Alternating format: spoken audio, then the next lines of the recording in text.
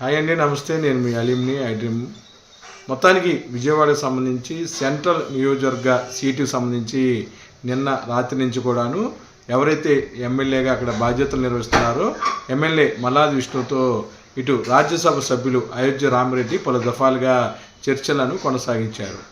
ఏదైతే సీట్లకు సంబంధించి మార్పులు చేర్పులలో తనకు అన్యాయం జరిగిందని గత కొద్ది రోజుల నుంచి కూడాను ఎమ్మెల్యే వెల్లంపల్లికి ఆ ప్రాంతంలో సీటు కేటాయించడంపై ఆందోళన వ్యక్తం చేస్తున్నారు సెంట్రల్ నియోజకవర్గ ఎమ్మెల్యే మల్లాది విష్ణు. ఈ నేపథ్యంలో ఎమ్మెల్యే మల్లాది విష్ణుకు బుజ్జగింపుల పర్వం కొనసాగింది. దీనికి సంబంధించి బాధ్యతలను రాజ్యసభ సభ్యులు అయోధ్య రామిరెడ్డికి అప్పగించారు ముఖ్యమంత్రి వైఎస్ జగన్మోహన్ రెడ్డి.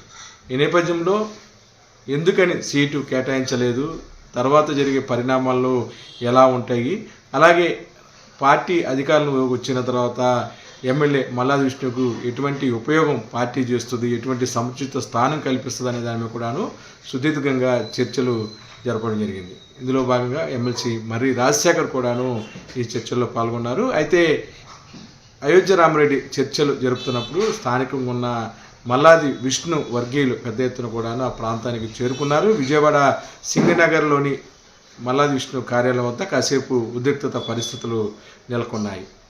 పార్టీ అధిష్టానం ఏ విధంగా ఆదేశిస్తే అలాగే నడుచుకోవాలని చెప్పి కూడాను అయోధ్య రామిరెడ్డి ఎంపీ ఎవరైతే రాజ్యసభ సభ్యులు ఉన్నారో ఆయన ప్రత్యేకంగా మల్లాది విష్ణుతో 1.5-2 గంటల పైగా కూడాను చర్చలు జరిపారు.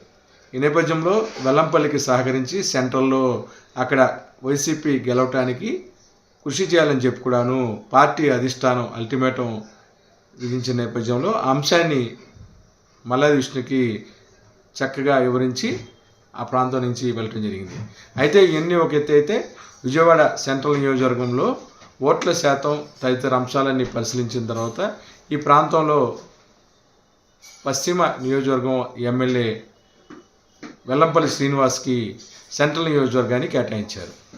అయితే ఇక్కడే మరో ట్విస్ట్ ఉంది. సెంట్రల్ నియోజకవర్గంలో మల్లాది విష్ణు వర్గీయులు ఒంటరిగానే అధిష్టానాన్ని ధిక్కరించేలాగా అక్కడ కొన్ని రకాలుగా ధర్నాలు ఆందోళనలు నిర్వహిస్తున్నారు.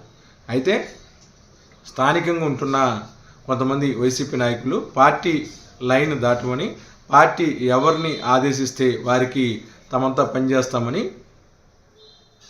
AP fibre net chairman Gautam Reddy ఆధ్వర్యంలో ఒక సమావేశాన్ని కూడా నిర్వహించారు. స్థానికంగా ఉన్న కార్పొరేటర్లందరూ కూడాను జగన్మోహన్ రెడ్డి ఎవరిని నిలబెడితే వారికి తమ మద్దతు ఉంటుందని చెప్పి కూడాను వారు చెప్పారు. ఈ అంశాలన్నింటినీ కూడా గమనించిన ఎమ్మెల్యే మల్లాది విష్ణు కొద్దిగా ఈ అంశంపై సైలెంట్ అయినట్టుకున్నారు.